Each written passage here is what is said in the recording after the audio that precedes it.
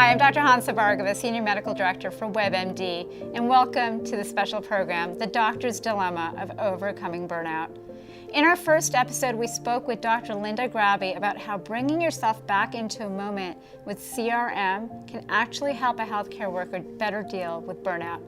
In this episode, I'm very happy to welcome Professor Lobsang Tenzin Negi, Executive Director of the Compassion Center at Emory University, to talk about CBCT and how that can help us literally change the brain.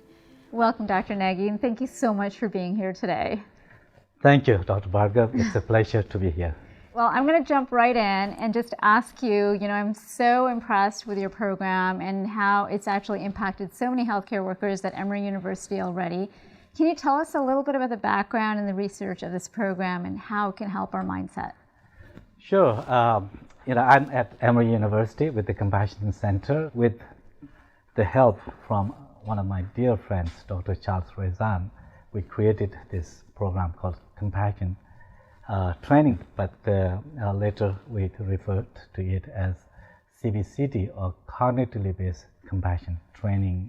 Our basic kind of thought simply was that good compassion training, if you train in compassion, help buffer some of the stresses that expose individuals to burnout and other mental health problems like depression and like that. So in our initial study we did with the freshman college students, and they're basically to measure some of the stress markers like cortisol, but also IL-6, interleukin-6, to see it in response to training, compassion training, if we see any difference in the group.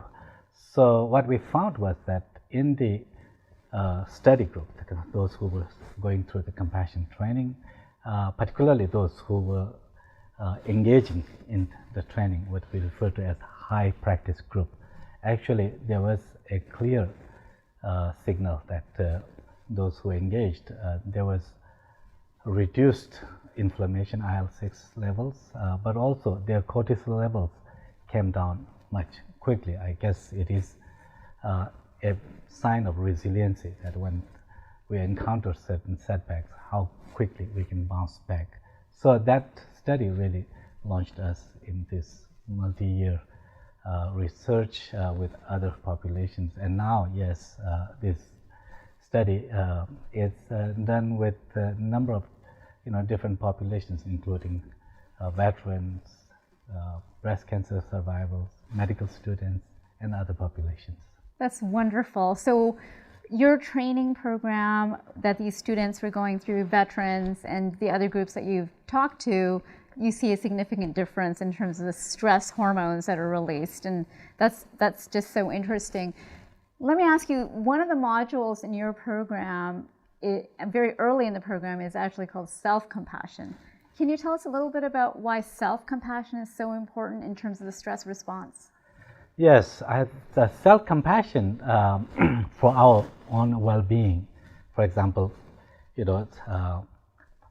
buffering from, let's say, burnout, for example, it seems a really important skill and important ability, because we know from research that there are three kind of main contributors to burnout, for example, like the number one, emotional exhaustion. Second part is this perceived sense of lack of efficacy. And then thirdly, depersonalization. So when it comes to our perceived sense of efficacy or the lack of efficacy, that seems to contribute towards many of our mental health problems, including exhaustion, for example, burnout. So in self-compassion, what is involved is to make visible our human condition. That is to say that we have incredible abilities as human beings, our intellectual abilities, and the many things that we can appreciate in life, but also we are humans with certain human limitations. So accepting that reality seems to be the key to accept when we do fall short in certain tasks, certain goals, without minimizing ourselves as kind of failure, but rather seeing our ups and downs in a broader context. Modern culture, it seems to be where we are indoctrinating our children like that you need to be the best, you know, that like you can't make mistakes, you know, you need to be best, whether how you look at, whether in your exams or whatever profession you choose. But the reality is that no one is perfect, no one is excellent in every task, every skills. But we do have plenty of great skills, but we can't succeed in every case. This is our shared human reality. So in CBCT, this cognitively based compassion training, the students or the people who go through this training are taught how to embrace our human condition more realistically. Right. And then when we can do that, we don't have these unrealistic expectations, right. Then we can put ups and downs in more kind of perspective. And then when we fell short, you know, certainly we could feel, you know, certain frustration, but not to the extent that cripples us, that leads us to this sense that I'm no good, I will never be good. That's actually so impactful. And personally, I did take your course last year, and one of the examples that the module pointed out was that of Michael Jordan. And so a lot of athletes, actually, the ones who succeed, seem to have embraced this mentality, correct? Exactly, yeah. Michael Jordan is a great example because, you know, like he talks about how that last few seconds kind of game-changing shot he made and succeeded many times, right?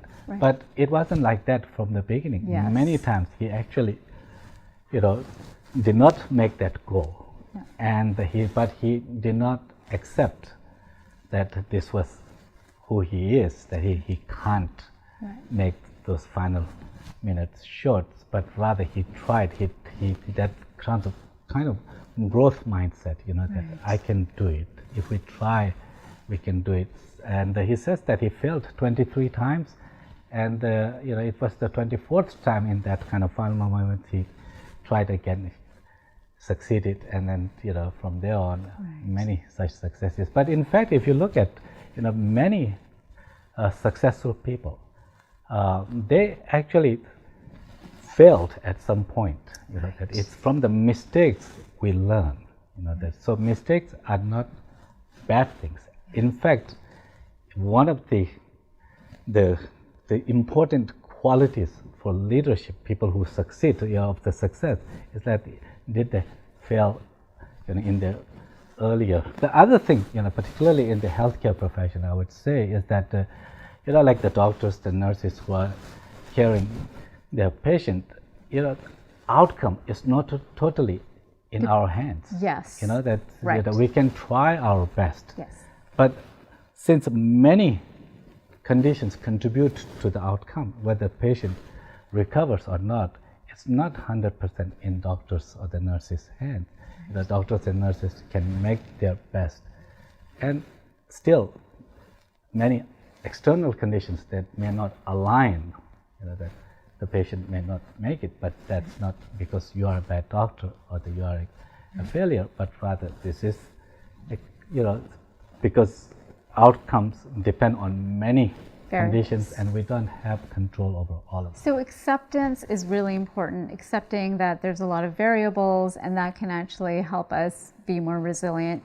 And, you know, I found that module of self-compassion so important. And, you know, further in your course, you talk about how important it is to start with that place of self-wellness before you can actually give to others, right? Yes. In the compassion training, you know, that we see this as receiving kindness, compassion is really key, you know, for us.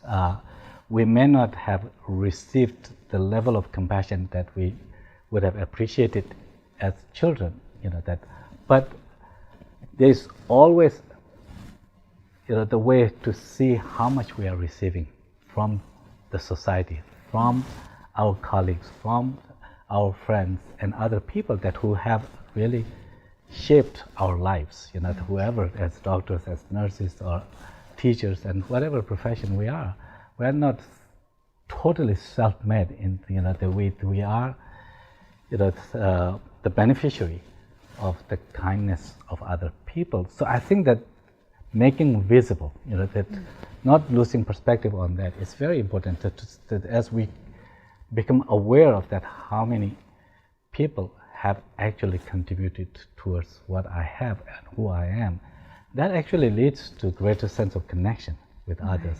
And then, of course, that also leads to a certain sense of safety, the sense of security, which is so important for our emotional well-being. Because when we don't feel safe, when we feel we are alone, that's where we become more anxious. We kind of reduce ourselves to in the corner, that shrink in the corner, so that any little obstacles, challenges become unsurmountable, in our mind. Secondly, self-care is so important.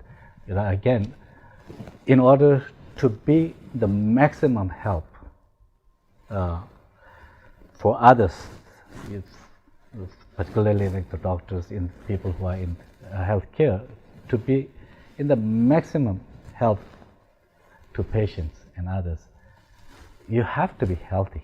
You have to, to take care of your, own level of energy and well-being. If you are very stressed out, if you did not have enough sleep, or if you're physically not feeling well, then you would not be 100%, with.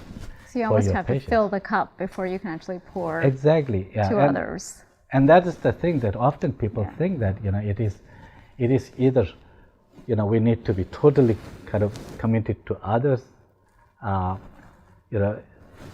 If we are paying attention to our own needs, then it's like undermining that commitment to others. That's not the case. You have to see your purpose in life is to serve, as best as you can. But in order to do that, you have to be healthy. You have to, be in a place where you can give maximum. So therefore, when you see the self-care as a means towards that greater goal, the purpose, then it doesn't become a competition.